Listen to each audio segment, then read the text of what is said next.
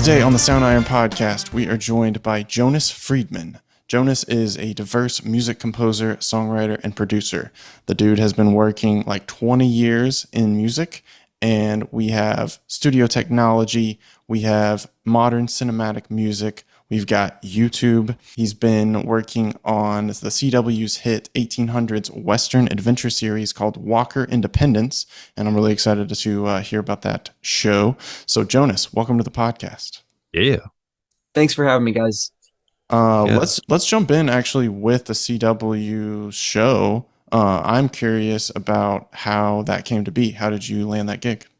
Well, that came through someone that I've collaborated with for years, who is Sean Callery. So I met him a long time ago. That's actually, I moved out to California because he called me. I was in Connecticut at the time, and I had been working with a number of people that were a little more local to that area. And I was recommended to him by another composer I've worked with, Mark Snow. And Sean had called me, said, "Oh, the show that I score 24 is getting a reboot, and I'd love to have you work on it with me." And he didn't ask me to move out there, but I was looking for an excuse to with my wife, and so we're just like, oh, there was ever a time to go to California, I've got a gig, let's do it. So I worked with him for like the past 8 years, I think. Okay. And so then, it was sort of a natural progression where, I started out by doing, little things and then additional music and stuff. And it just kept, the length of the assignments just kept growing. And so at a certain point, he had gotten that series and said, "Oh, do you want to do it as a co-score?" And I said, "Of course." And I felt very fortunate because it ended up being a really, really fun series. Unfortunately, it's done now. The CW clean slate on everything except for just I think two shows, maybe 3 shows. Okay. But it was a really wonderful series, and I just feel really lucky to have been a part of it, to be honest. Yeah, that's really cool, man. So what was the music tempt? Like what kind of instruments did you use? I haven't heard it, so I would love to hear about making it. Oh yeah. It was so it is an 1800s show, so it's like the Wild West. And the idea though was to take like some of that tonality and sort of modernize it a bit, because it is a CW series, and also there's other sort of 1800 shows that are very popular that are happening, and they kind of embrace that style of music. So we kept that, so there were a lot of acoustic guitars, something that I really loved that I was able to play. Basically every cue that I did, I was playing live instruments on, which is really sort of a refreshing and not very common experience these days in television. So I have this great instrument, the guitar viol, which I know other composers use from Togiman Guitars. It's really, really cool. Mm-hmm. So I actually wrote the theme for one of the characters on that. And we basically just integrated those instruments. I play mandolin and guitar and guitar viol. And so all those textures were sort of used to create the score. And another thing that I did was I took all those kind of instruments and made some sort of just custom contact instruments for myself that I would use as sort of the soundscapes and creating the atmosphere. So it was meant to be really, really gritty, so that it had a little bit more edge to it, and so everything became really distorted as well. We used like a acoustic drum set for a lot of the action scenes that I did. We integrated like a rock, kind of like a rock band. There's electric guitars, the acoustic guitars, and then drums that I just ran through tons and tons of processing so that it was like super boomy and distorted. And it was honestly a lot of fun. I'm very sad it's done because it was one of the most fun times I've had working on a series, to be honest. So that sounds like a blast. Yeah, it was really cool. And it, integrated, I come from the world of being like, when I was 16 years old, I was in a rock band. I produced rock bands. So it was like, oh, I get to pull from all those, different parts of my past musically. And it all got integrated into one score, because there's also moments where there was like sort of like flourishes of orchestral moments. So it was very, very dynamic and sort of like a unicorn in terms of style and the approach to it. It was just a ton of fun. So were you and the co-composer working in the same room, or were you guys working from home? No, we actually worked from different sides of the country because I was in California for like 5 years or so. Once we were kind of like knee deep in COVID, my wife wanted to come back just to be closer to family. So we're like, all right, we'll just come back for a few months. We got a place here. And to be quite honest, every single spotting session, every single meeting, ever since then has just been remote. So we kind of just like hunkered down here, and I go back and forth whenever needed. If there's meetings or scoring sessions, I'm back in LA. But for the most part, I just make this my home base because it's very, I mean, we're kind of like at the top of this mountain, and it's very private and serene. So That's he's awesome. in LA though. So, and that's how we've worked on a number of things. And so we just kind of kept that going. He did his cues and I did my cues, and we just kind of split up the episode after a spotting session. It's like, oh, you take this stuff, I'll take that stuff. And it was just kind of divided up that way. Whenever he had a theme for someone, I would integrate those themes, and I had themes I wrote as well, and he would integrate them. So we kind of have a real shorthand, so to speak, because we've worked on so many projects together at this point. Yeah, we talk a lot about long-term games with long-term people on this podcast. Like the more that you can build up trust and the length of time that you work together just makes things so seamless. Mm-hmm. Yeah. Yeah, I think that a lot of people don't always realize that it takes a long time to sort of, everyone talks about, oh, how do I get gigs? Can I just like, cold email? And it's like, yeah, you can do that. But, once you send that cold email, it's not like, oh, I'm going to get a job right then and there. It takes years for those, relationships to develop and stuff. Mm-hmm. And then at a certain point, it all starts to snowball where you find yourself like, oh, I wish I had a few less projects, which is a wonderful problem to have, Yeah, Totally. Yeah. Being able to say no and not feeling bad about it, or maybe feeling bad if it's something you wanted to do, you just don't have the time.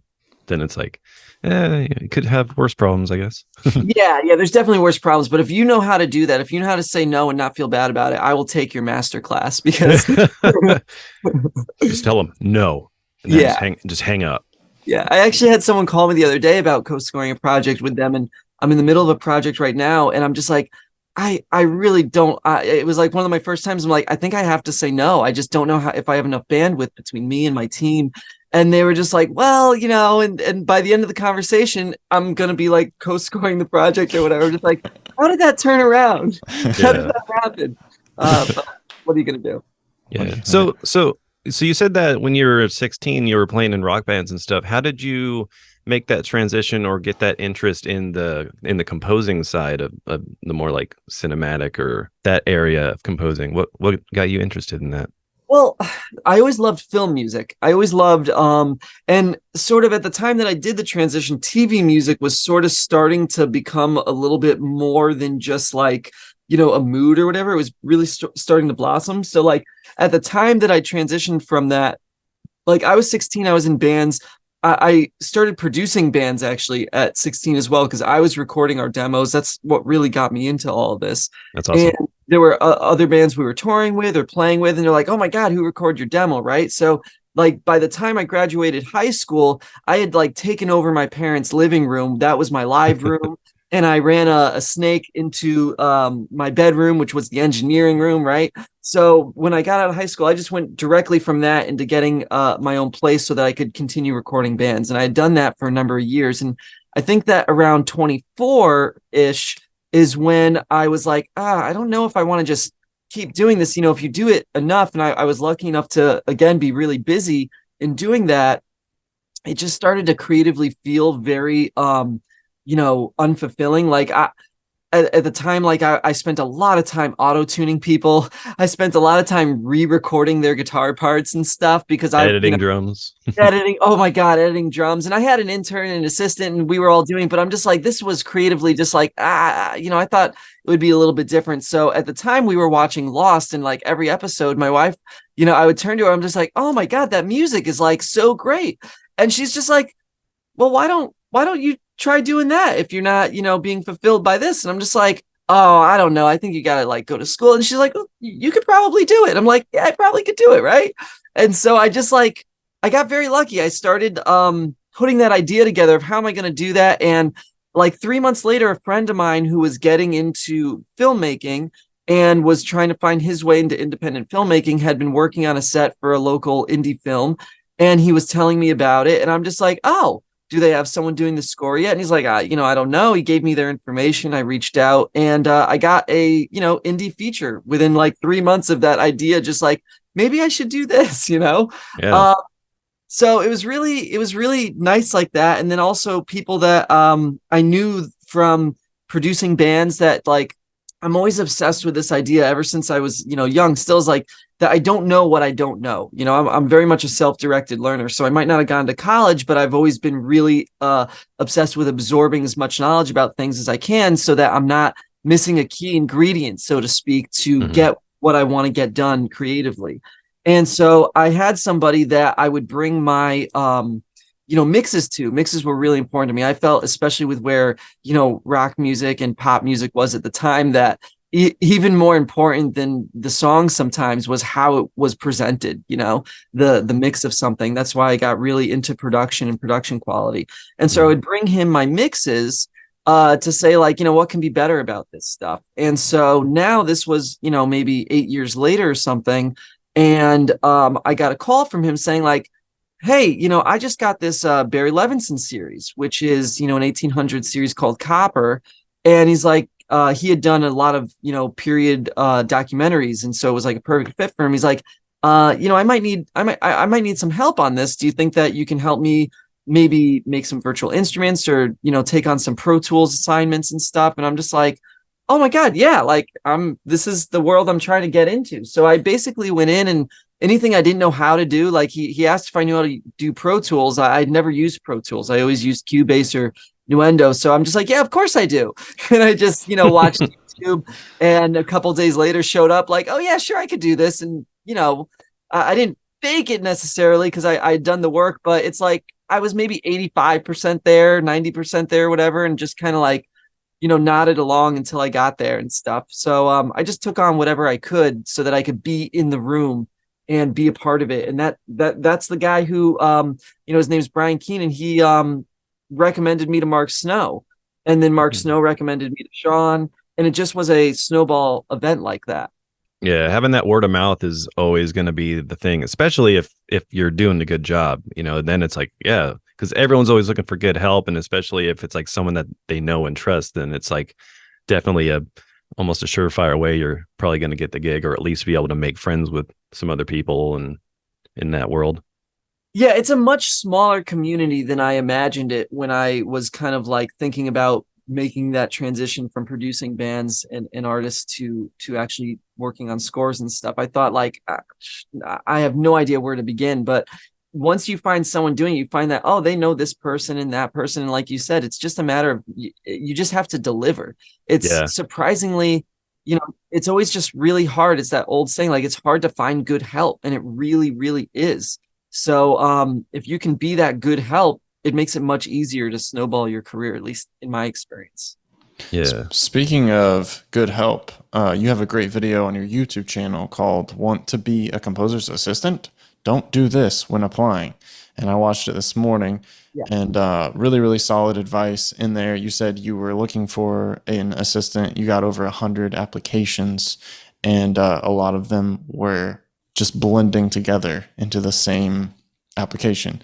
So could you drop a few tips if someone wants to be a composer's assistant? What should they avoid? Oh yeah, sure.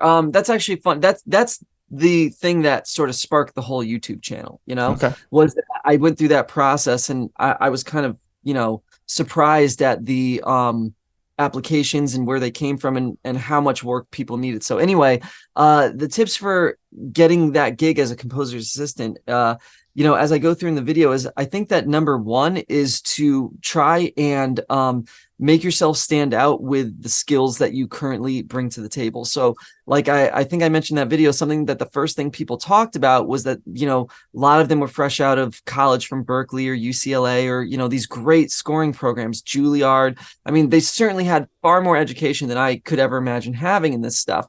But like you said, they all just sounded the same to me. Mm-hmm. So when somebody just opened up with exactly what they brought to the table, where they could be of value to a busy composer, it's like, hey, I've just spent the last, 6 years, working in Cubase. I know how to stem, from a large session. I know how to arrange from, if you write a string part in an ensemble patch, I know how to arrange it and split it out into individual patches. I know how to do MIDI automation.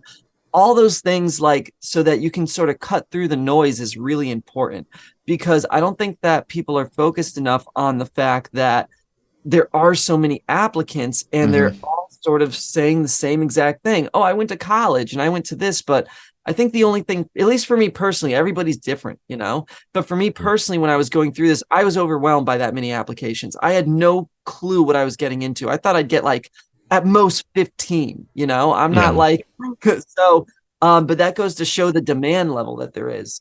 And so, you know, another thing that I thought would be really relevant that was very surprising to me was the music demos that people put in there. They were all really orchestral music samples. Like, as I mentioned in the video, probably stuff that you can find in an animated film or Lord of the Rings and stuff like that, you know? And a lot of the work today is not like a traditional John Williams style. I think that by going through these applications, it dawned on me that everybody kind of still is imagining that when they're a composer or what they're going to be working on is basically creating the next Back to the Future or Star Wars score. Yeah. And it's like, you know, all the TV that I watch, at least personally, there's such a diverse amount of content being made, and it really calls for diverse music. So if you have music that can speak to stuff that's a lot more minimal and maybe showcases your knowledge of how to arrange something that's not a full-blown orchestra, but maybe it's just really interesting pads or soundscapes with an interesting piano, not just like a plain piano, but a piano that you've processed. And, you know, stuff that the best example of this kind of stuff to me is the White Lotus. Like, holy shit, that score was like so out there, interesting, right? And so I think that there should be like a little bit more of a focus for young composers on the fact that there are different types of scoring styles now that are really becoming more in demand. So if you can showcase that through your demos, it really shows the person that's hiring you that you're going to be an asset to something other than just one specific style of scoring.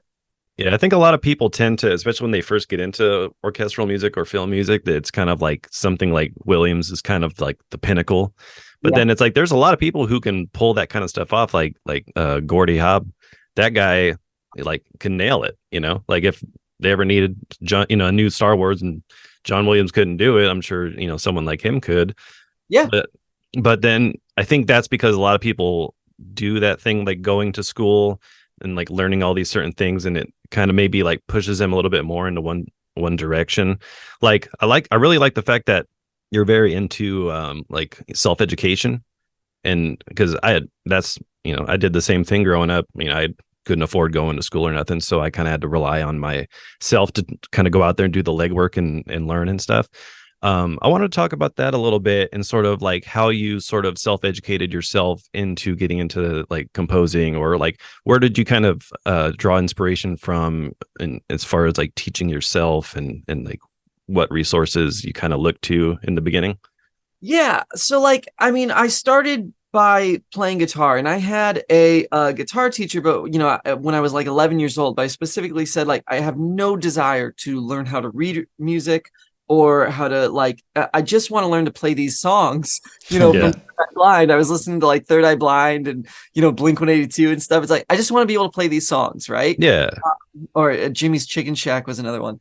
I haven't heard that in years. I know, right? Like I'm in love with like rock bands from like the 90s to like early 2000s and stuff. Like that's Everclear. Like, oh my God, I listened to so much Everclear. It was probably unhealthy. So anyway, that was kind of like the start of it. I really wanted to be able to play these songs because I am still to this day like a huge admirer of songwriting, and I still write songs myself.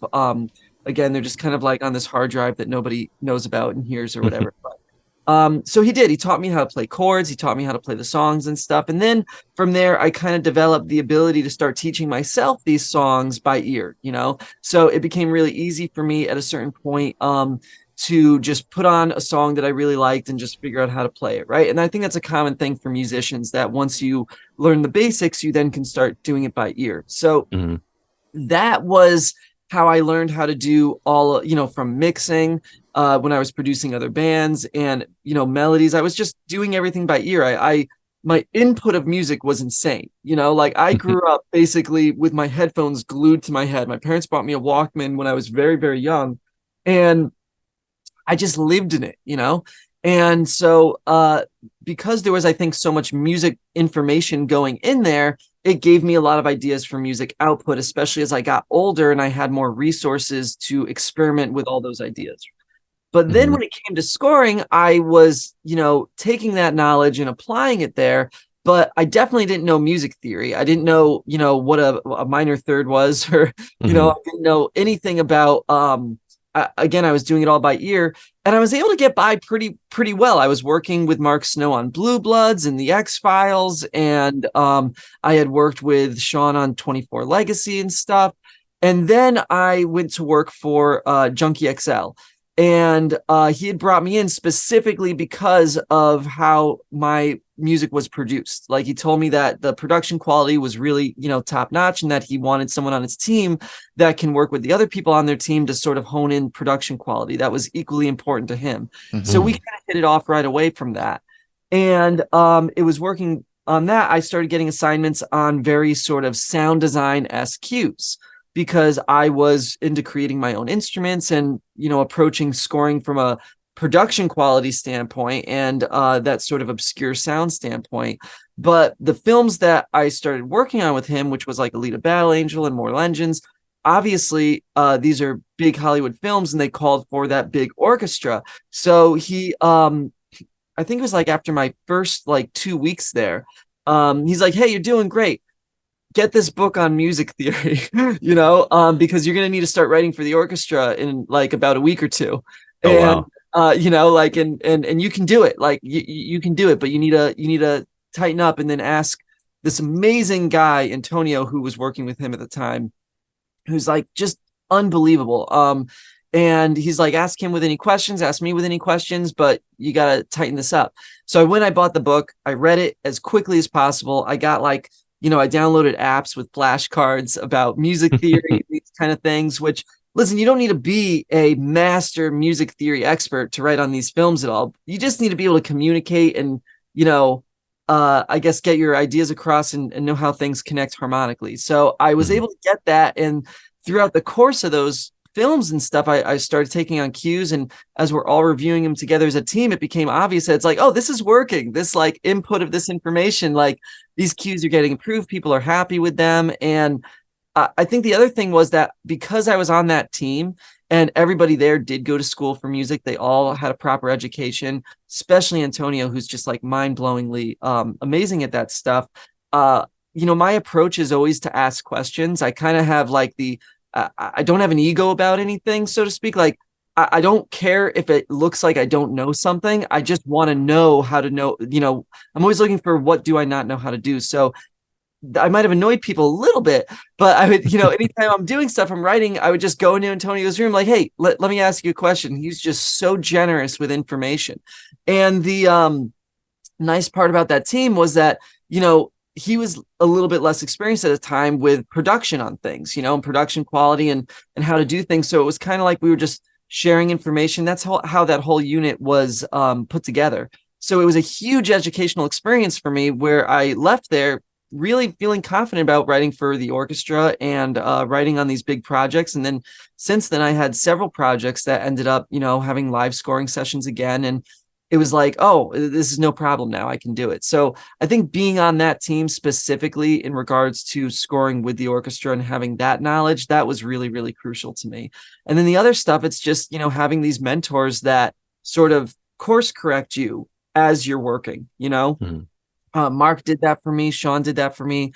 I think unless you just, put earplugs in, it's really difficult not to learn and grow when working under people that have been doing it for so long, Yeah. Was there any info that you got from Antonio, or like in that experience, that really kind of made you feel like you leveled up?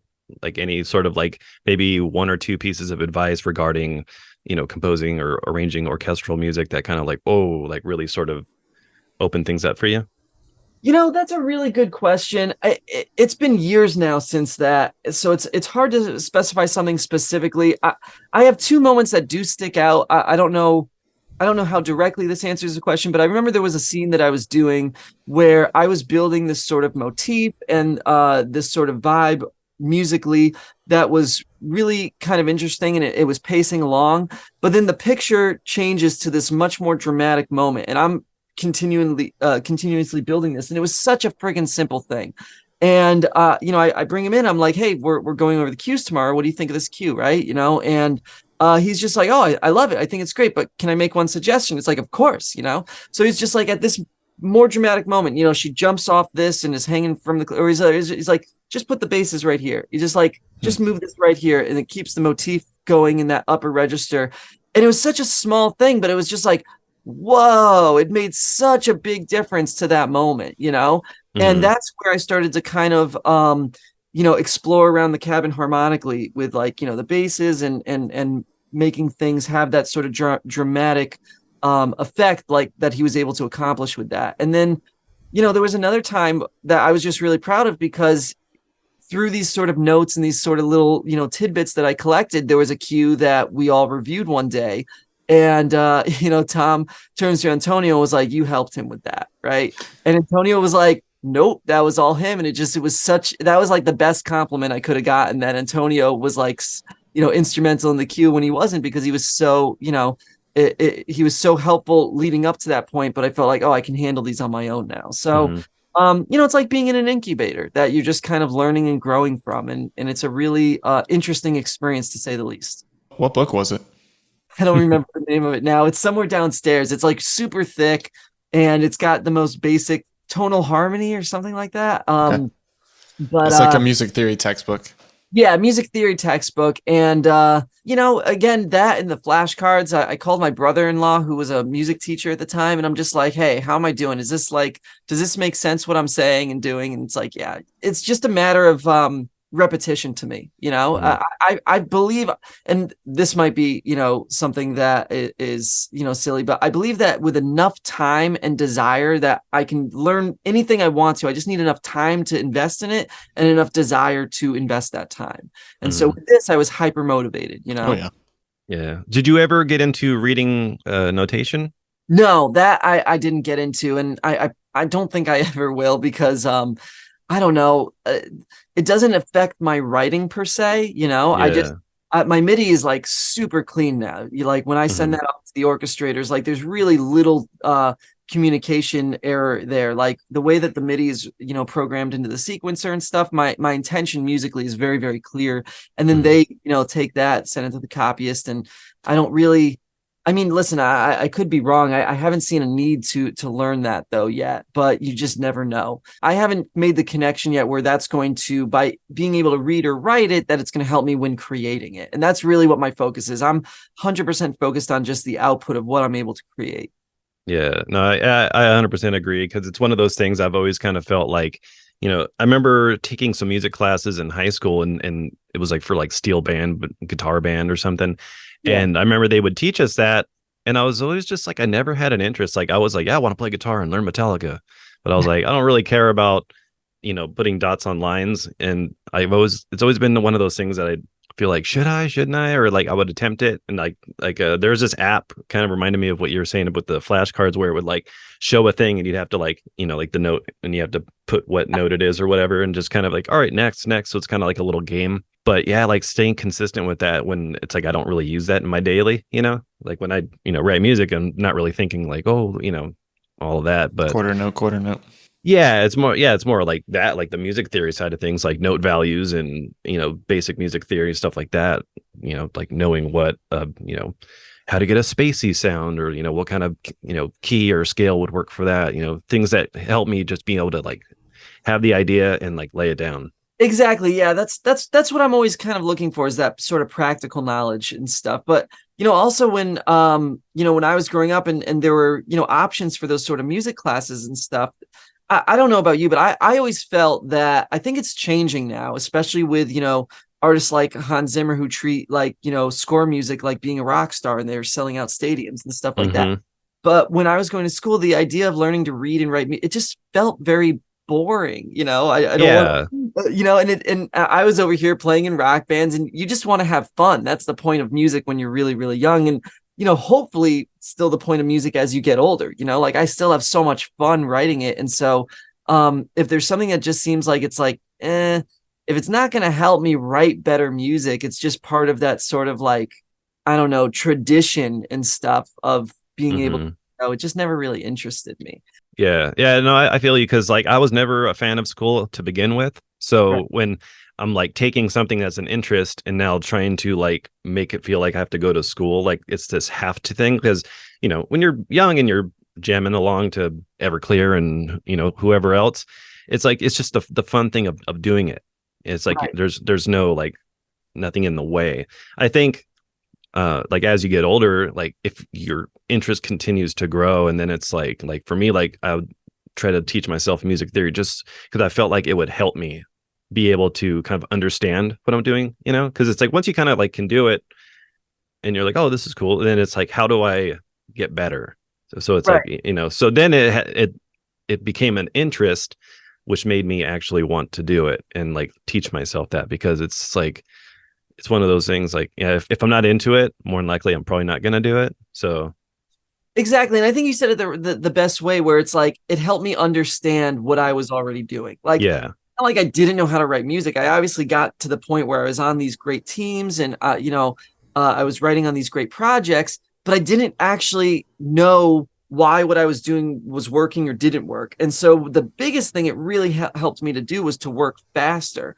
And Mhm. so it was really sort of taking on that task of educating in that area that I had sort of avoided like the plague, because I thought, it's just getting in the way of creating. It actually has helped my creativity so immensely, because now I can, just like you said, like if this is what I want to do and I know exactly how to do it and why it's going to work and then where to go, from there. It's really, really helpful in that sense. So I think that having just a base knowledge of those things is necessary. But then as you get super, super advanced, it might have diminishing returns if you're looking to make music for these types of mediums. You know what I mean? Mhm. Yeah, totally agree. Let's talk about your YouTube channel because you have posted several very helpful, information filled videos for composers, and your stuff looks really crispy. You got your thumbnails nailed down. How did you learn video production? That is I love that question because I am still learning it. Of It course. is something that, like, just like all this other stuff, it was really, it came at a time like, we were just, I think, getting out of COVID or whatever. I had this music basically. Well, you know what? Let me back up here. So like I had this music that I wrote, I think in like 2017 or 18 or something like that, right? And it was just for me, because I had spent now at this point so many years writing on all these other projects. And it's not your music necessarily, especially when you're writing additional music. Like, Mhm. yes, you put everything you have into it, and creatively, you're contributing your ideas and this, that, and the other.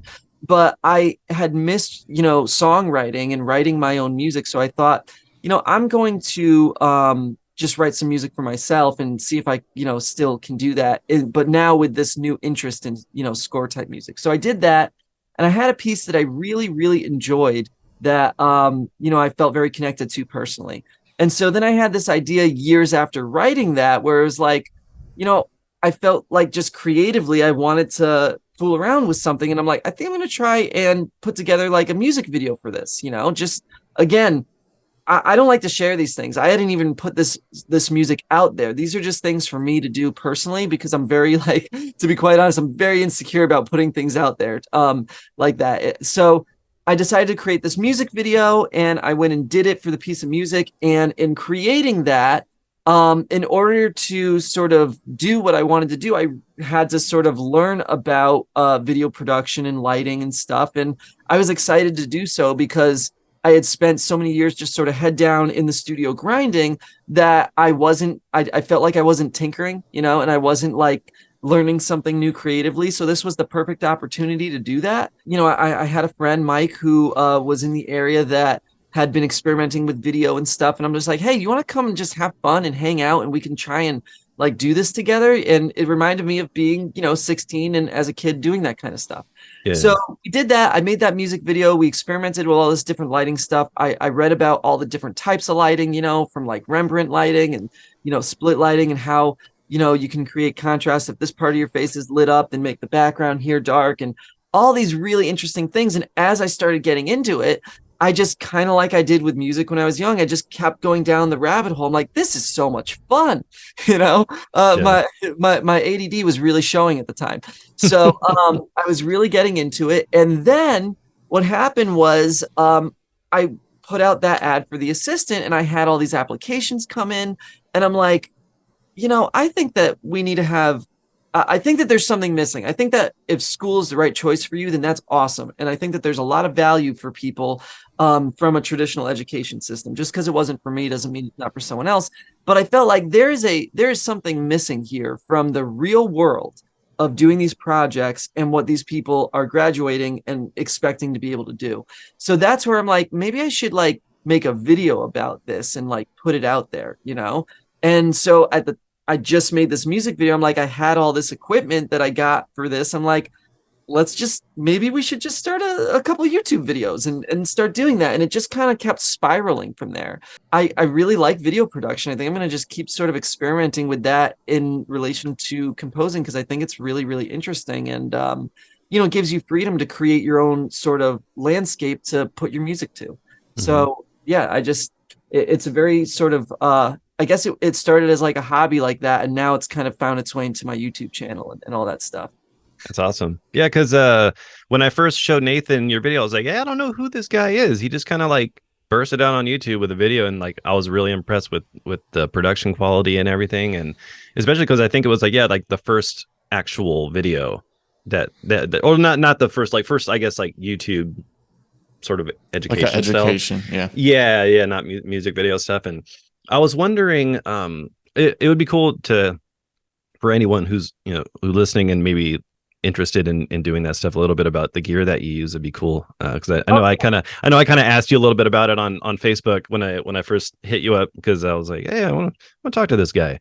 And so like when you first did your first video, did you do any like practice videos as far as like editing or setting up angles? Because like I was like, damn, like I didn't like, usually you can see like a glow up from like I know my first video that I ever came out with was, I watched it, I'm like, oh, like yours, I'm like, I would feel okay about that, being that. So like, did you do any practice runs or setting up things or like test?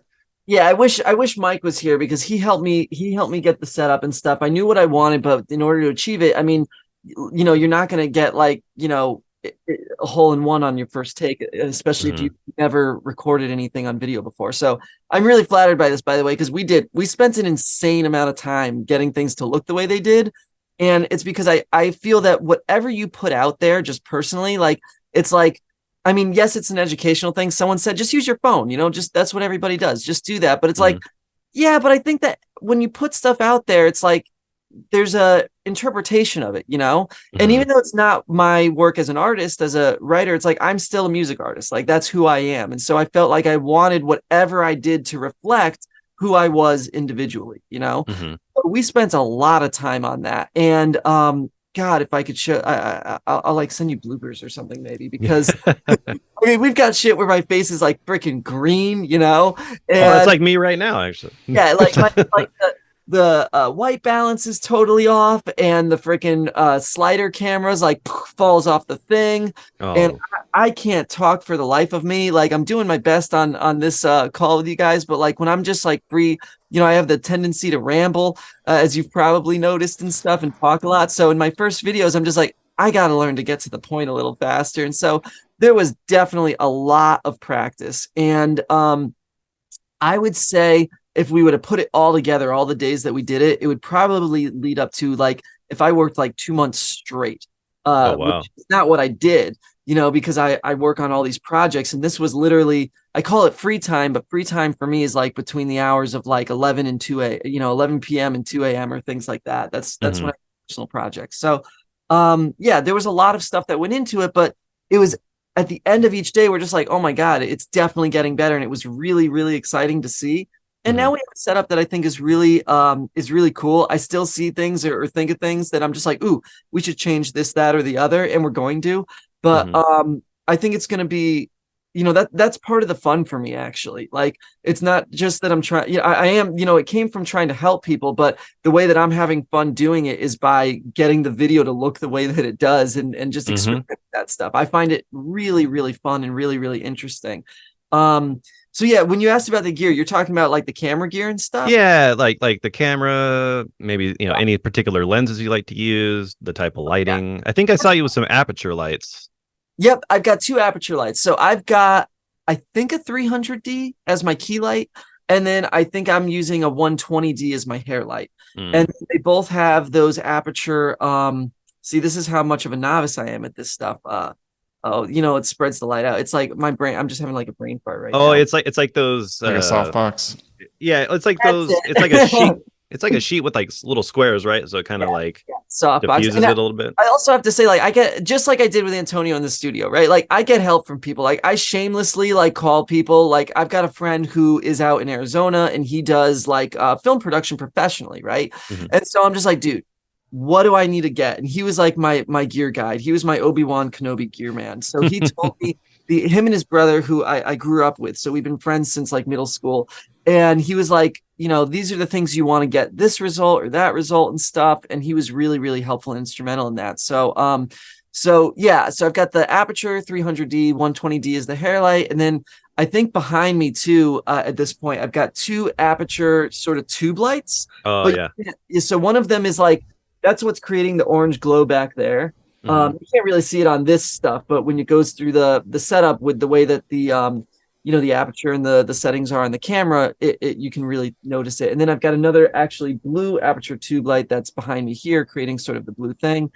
Then I've got a bunch of these little, I think they're called aperture MC lights, which are they're like the size of a cell phone, so to speak. Yeah, they're like little rectangle lights that you can like mount in different places. Exactly. They're so cool. And as you can tell, I got completely carried away. Like I said, like I got so carried away because lighting is so freaking cool.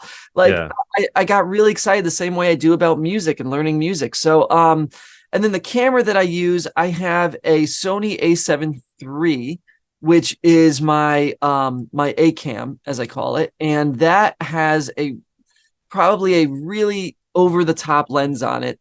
It's their Sony G Master 50mm lens, which is why we're getting that great bokeh and that sort of in the background on those videos. And then I've got a Sony A7R, a Sony A7R3, which is my B cam. And the reason I have that is because I use that for the photography. And that's not just for like YouTube stuff. Like, my wife, is wonderful. She takes, whatever, if I need a new press photo or anything, photo for the website, she uses that camera and we just take the photos here and, they look great, we edit them together and stuff. We both just have a lot of fun with that kind of stuff. So that is then on a Rhino slider. And it's just way too much gear for someone who literally at the time had not posted a single video and not made anything. But I was just having so much fun experimenting with it. And I think that at the end of the day, it ended up looking the way I was hoping that it would. So it was really fulfilling in that sense. And the lens on that one is an 85mm from Sigma, which they didn't have, I think, a Sony mount 50mm. I would have had that. I think you had to get an adapter for the mounts on that. So, but the 85mm, it has the E mount, which works with the Sony cameras. And that one, I mean, it's unbelievable. Like that lens is like a fraction of the cost because it's Sigma from the Sony G Master. And I think that they look very, very comparable. And then I've got ProMist filters from, I forget who. I don't remember who, but they both have ProMist filters on both of them, which help the lights sort of create that more, a luminous vibe. So I think Tiffin or something might be the brand. Yeah, that sounds right. Yeah, Tiffin like ProMist Black or something. And I think that one of them has a quarter and the other one has an eighth for the ProMist. And that made a huge difference, I gotta say. We were like, it looked great. Anybody probably would have said it looked great, but I'm like driving Mike insane. Like, and I'm just like, I think we can tweak it a little more. I think we can make it look better. And then the ProMist was what I was, visually sort of excited about that I didn't know was missing. He suggested it and it really softened the whole image. And so Yeah, who knows? Maybe we'll go make like a short film or something next because we have all the gear pretty much. I know. It's like, man, like I totally feel you on that because like when I hear you talk about it, like it reminds me of like when I was first getting into it. Because the only reason I started doing video at first was just to like do guitar playthroughs. And I was just like, because I had a friend helping me, and then I was like, like I'll be like, hey, cut this, put this here, maybe do this shot. And I was just like, why don't I just try and do this myself?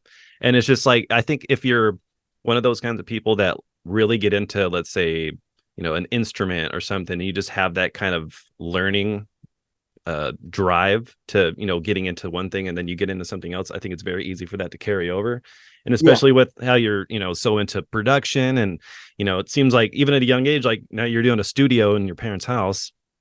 So it totally makes sense that if getting into video that you would approach it and really go it a little more of like a pro sort of method instead of just kind of it's just for fun or whatever. Because like I started using my iPhone just because that's all I had at the time, but it's but I think, man, like I would have loved to start with the gear that you had. I would have been Yeah, it was overwhelming too because I don't know how to use all it, but it's that's what makes it fun. Like, I feel that if we're going to do something, the rule is that what's the end in mind. So the end in mind of this whole project was I really want there to be more valuable resources for composers that are looking to do this stuff professionally. This is what made it enjoyable for me, was to like really get into the nitty-gritty stuff about how the camera works and how lighting works. And to be honest, it gave me a whole new appreciation for the people that I'm working with on these projects and stuff, because this is what they're dealing with on obviously a much larger level to produce a series and film or whatever. Like, these are the small things that they're caring about, plus a million other things, and then they're also thinking about the music. But it gives you an idea as to how much else is on their plate in regards to creating a really quality production. And then musicians kind of have this, like, I think, tendency to think like, oh, music, are you thinking about music? Do you need music? It's like, this has made me realize, wow, they definitely have a lot to deal with and to think about to make something. So I think if you want to get into film scoring or anything like that, it's really good to get behind a camera, even if it's your iPhone. Try making something to get that different perspective, so to speak. Yeah, I think the hardest part, I don't know for you, for me, it was just like talking into a camera. I mean, I do it, it's my job now, but like at first, I mean, even now, it's like it's not like it gets a little easier. I think you get a little better, but I don't know. Sometimes I don't know if it's like easy to get in your own head, or or like, am I talking in a way that's gonna make people like actually want to watch, or you get like kind of self-conscious because you're talking into a just a camera, and then you're editing and you're watching yourself. Yeah, and then you're editing and watching yourself, and you're like, why do you say that? Like like I don't know what was like for me it was talking into a camera, but I don't know, like, was there any like part that was a little bit tough, little hurdle to get over at first? Oh, well, that I think that's a hurdle for everybody. And I was really sort of like, oh, this isn't going to be a problem for me. Because when I was in a band, I was the front man. I had like all this energy. I was really into like engaging with people. And I'm a very social person. And so I thought that would be like no problem at all. And I got in front of the camera and I'm like, my brain just went completely empty. It was like just like, a tumbleweed just went through there, And so then, as I do now, like even right now, before getting on here, I mean, I get incredibly nervous when talking to people. That's just part of my makeup and stuff. And so I'm just like, oh, am I rambling again? Am I just like constantly talking? Which I'm sure that you guys can go back and do a highlight reel of how many times I just kept talking, right? Well, that's the whole point of the podcast. We want you to ramble. That's what we encourage it. That's what goes through my head, is like, slow down, right? So that was happening all the time. But what I found really helped with that is that I wrote out my thoughts beforehand, and so I had a teleprompter now that I use, not to just say everything word for word, but to just give me the highlights of like, this is where you want to focus. Because a big part of making the YouTube channel was that I really like, there's some amazing channels out there, right? With people like Tom, for example. I mean, how many top A-list composers have, put out that information? However, I'm always looking for like, okay, how can we, make this the most productive thing possible for people looking for information? So a big thing for me was, I want to get them the information as efficiently as possible so they can get back to writing, and I was my own worst enemy in that, because I didn't, prepare properly, no matter how much I prepared.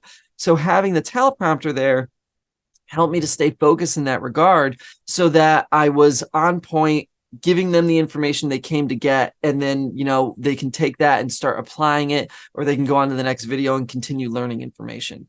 And so that's where that really, really helped me out. But yeah, talking to the camera, especially in the beginning, I've got bloopers beyond belief, man, where I just look like so silly. So tell us about tension pads. Tension pads. So that is a collection of sounds that I had. I mean, I have just so much original sounds that I've created all the way back to that first series Copper that I worked on. And my main thing on that in the beginning was to create sounds. And so I do that for every project I'm working on, even though a lot of these projects to this point, like now I'm getting either co-composer or solo composer credits. Whenever I would be hired as an additional music, I still made my own sounds to work on them. Because I just thought it helped, individually with projects, when you can narrow down a sound palette like that, it just helps things translate. So I have tons and tons of sounds like that. And it came about from just like everything on YouTube from me hearing those demos from that hiring assistant experience, where I'm just like, my God, like everybody's like giving me all this orchestral stuff, right? And I love great orchestra. I just love it. It's wonderful, right? But again, I'm just like, so much of the work that I do is like sound design cues, and then I'm saying that, and coincidentally, the project I'm on now is like all orchestral, but most of the work is sound design cues. And I happen to just be in love with having like really, really specific sounds. I think someone that I love that does that, Matt Quayle, on some of his series and stuff, like he has Mr. Robot, right? Yeah, Mr. Robot. And then he did, additional music on the Last of Us video game and stuff, which has some really cool, during the battle sequences, very specific sounds, as Sean puts it, the word he uses, specificity. And that's something that really stuck with me as I've grown, as a creator and an artist and stuff. So I thought, well, why is all this stuff all orchestral? I think that a lot of it, like you mentioned, Craig, is that I think that the institutions are sort of still teaching them that. And it makes sense that that's like, from a learning standpoint, to learn all about the orchestra and to learn all about music theory and to learn how to score effectively in that manner, you're going to have a longer program because of that, right? And so it just makes logical sense that they're going to take that approach and stuff, and people are going to stay in there and learn all of that. Yeah. I think, I don't know. So like, if someone's watching this and they work at a school or they've gone to one, please correct me. But I think that production quality and sound design, specifically scoring through sound design, I feel like those are a little bit less of a priority. And I feel that they take a little bit of a backseat, even though those things are kind of the majority of work that I'm hearing in film and television series today, and video games too, to a certain extent. So I thought, let me just take a bunch of these sounds and give them to people so that you can practice. Like, it all becomes about like what you're used to. Just like me with the orchestra, I kept working at it. I had someone sort of course correcting me, and the more exposure I got to it, the more comfortable I got in that world. So I was trying to just help these younger composers by having, a bunch of sounds and resources that have been used on all these like big films and series and stuff. And it's like, go write something with this, like try making something with just this and one other instrument, because I think that that's going to be really, really helpful for your portfolio. So my assistant at the time, Michael, he helped me to do all the back end coding and to create the contact instrument and stuff. And then again, getting into these things probably and investing more time than I probably should when I should be sleeping, I'm just like, oh, let's make like an interface and stuff. And I just kept like leveling it up from there. And it just like YouTube, it's like, there's no return on the investment other than the output. And you get people saying like, oh, this was really helpful, and so that's why you do it. And so, he helped me make it. I thought it was a really functional, great instrument. And I thought that it was like something that would hopefully be useful for people to sort of start exploring that world. I know that there's a lot of different things like that, but you've got like, hundreds of these sounds or whatever. So I wanted something that was just an easy thing to get started with. And I also kind of wanted to take the idea of it for myself, for my own usage, that each sound in there is it's actually two sounds. So like if you load up a patch, like I think one of them's called muted electricity, right? So there's the original pad, and then as you turn up the tension knob, it manipulates or it transforms into a more tense version of that. And I kind of find myself doing that all the time by using automation, right? Inside wave files, to be quite honest. I compose a lot using wave files for these sound design cues because wave files allow me to manipulate the stuff a little more easily. Mm-hmm. So I thought, oh, if we could just do this, if I'll give you the before and after, and then with just one knob, you can get that whole spectrum. You can honestly, with some of these pads, you can hold down an entire scene with one patch. If you start at the high register, then you play low register, and as the scene builds, you just turn up the tension knob. It ends up being like really, really effective. So I also just wanted it in a functional package like that for myself because it would just save me time.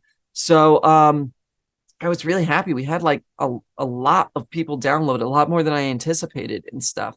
So I am planning on doing more stuff like that, and we'll see. But I was really happy that people liked it so much.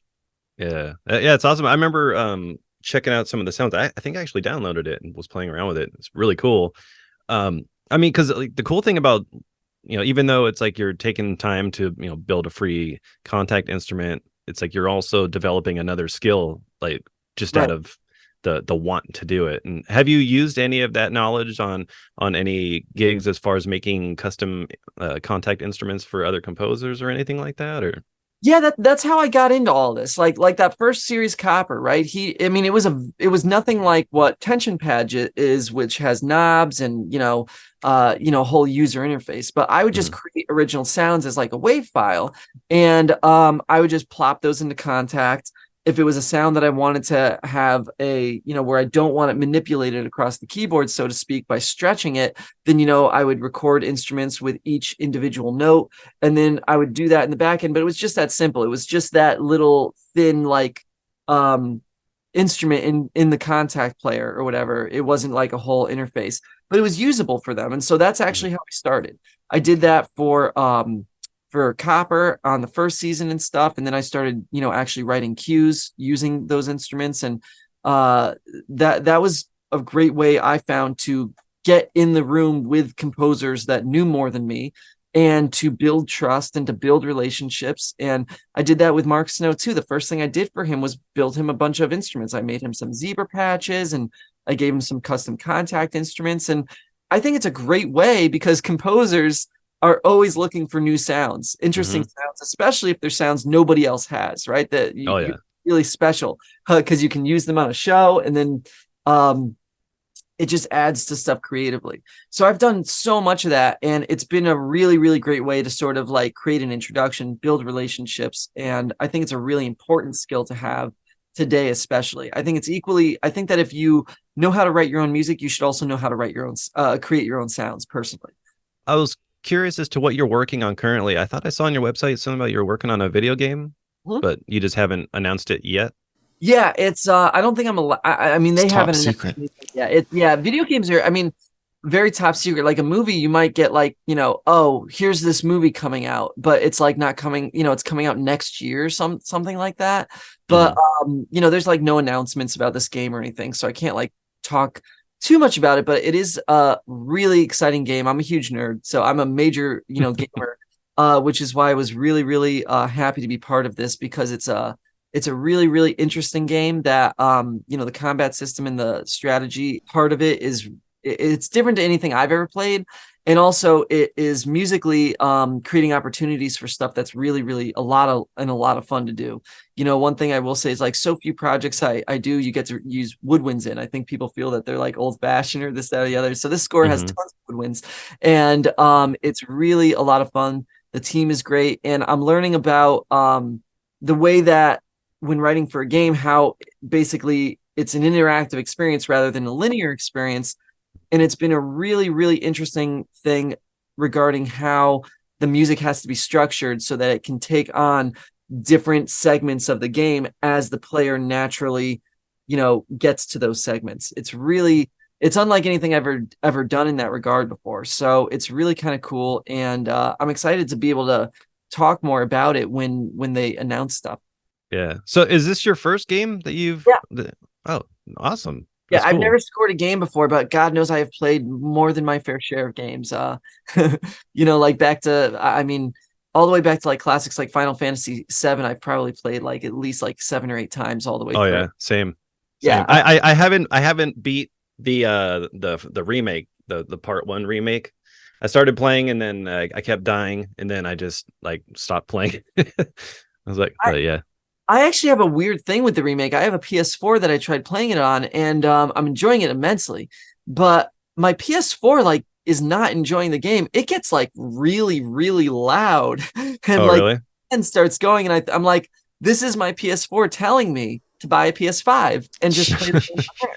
So I do look forward to finishing that. But yeah, I've been into games for as long as I can remember, and the music from games is so iconic and so amazing. So I'm really excited about just being a part of this game and this company, which is a new company, and they're creating something really, really cool. So Awesome. What are some things that you've learned doing this versus, like obviously working on film and TV and stuff like that? Like what are some challenges that you've encountered while getting into video game scoring?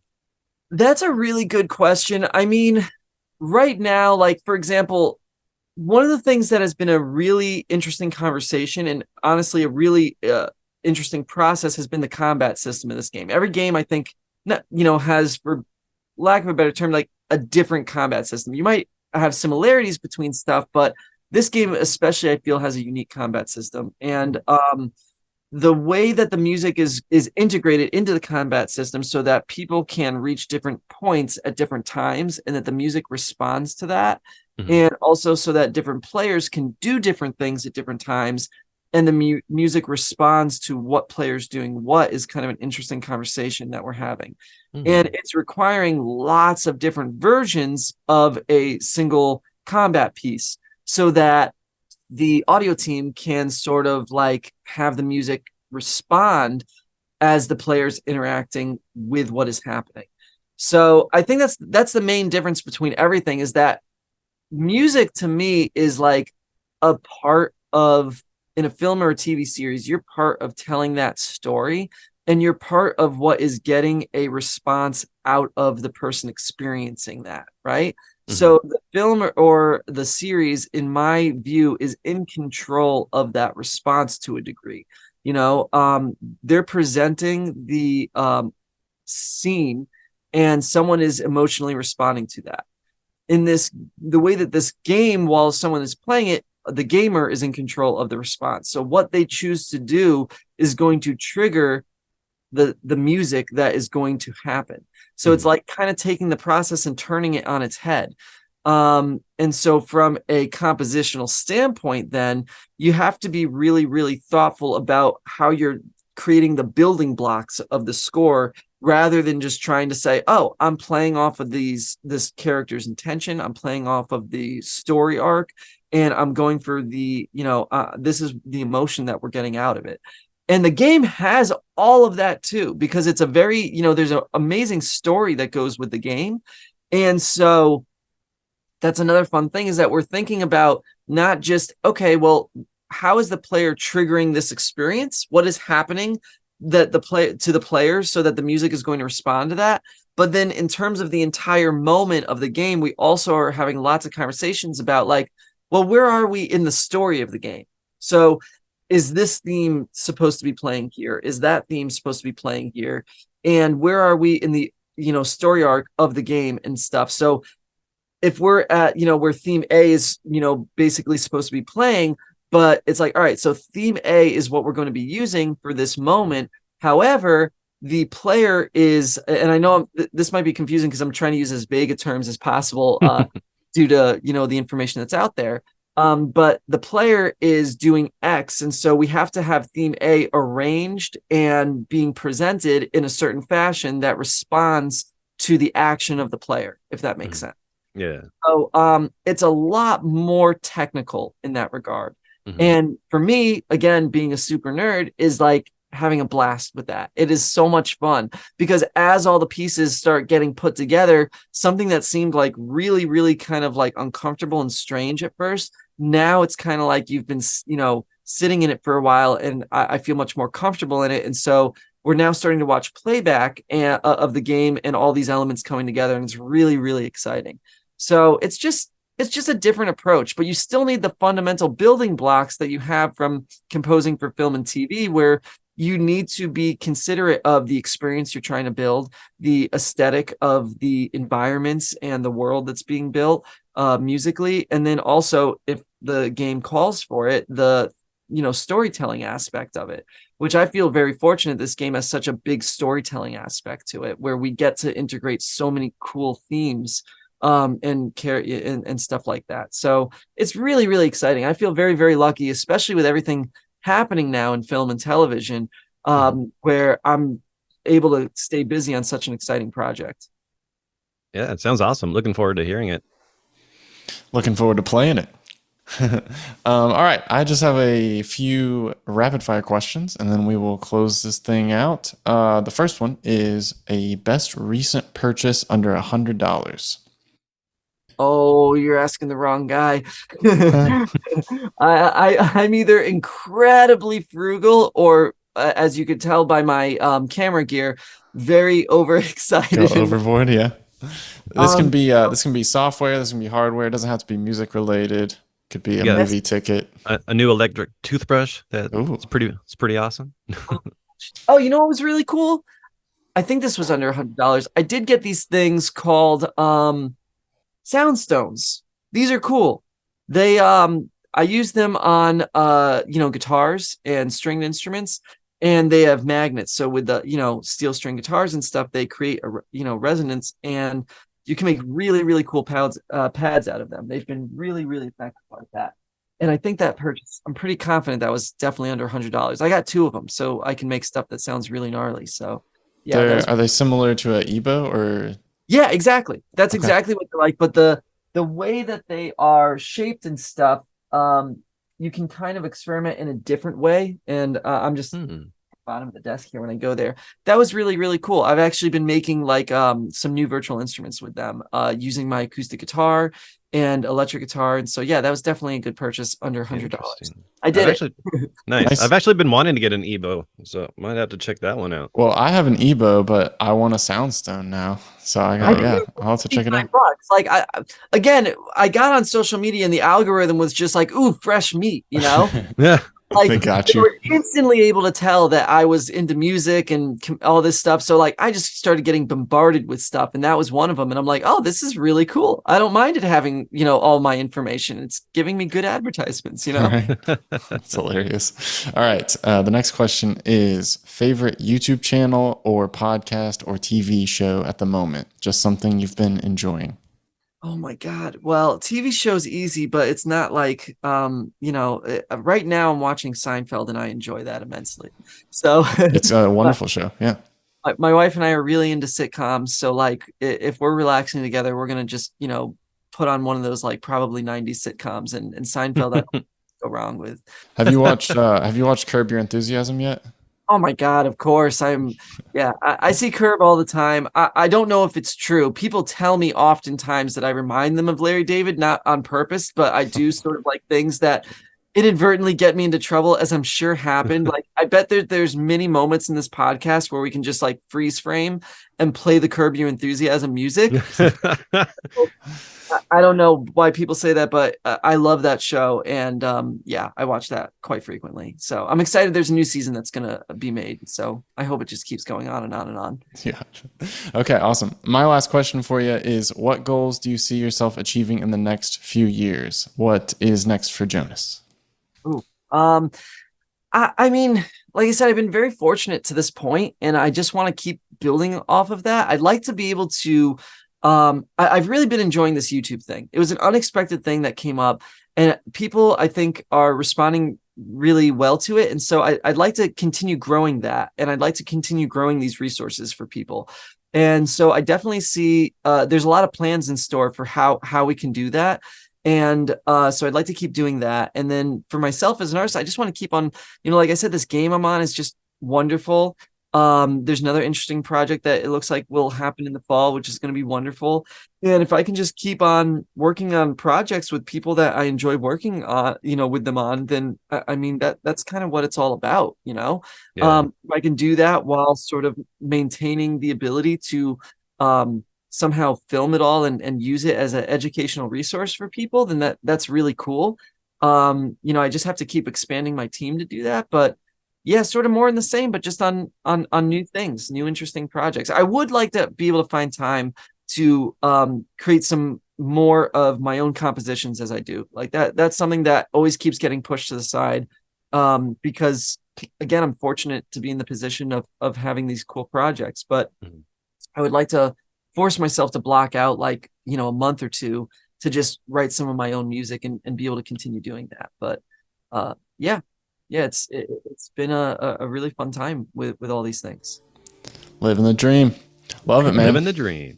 Well, Jonas, it was great to meet you, man. Thanks so much for coming on the podcast. We will point people to your YouTube channel so that they can check out tension pads and unique production techniques and how to be composer's assistant and more. All right, cool. I really appreciate it, guys. Thanks for having me on. All right, we'll catch you soon, Jonas. All right, thanks so much, guys. Take care.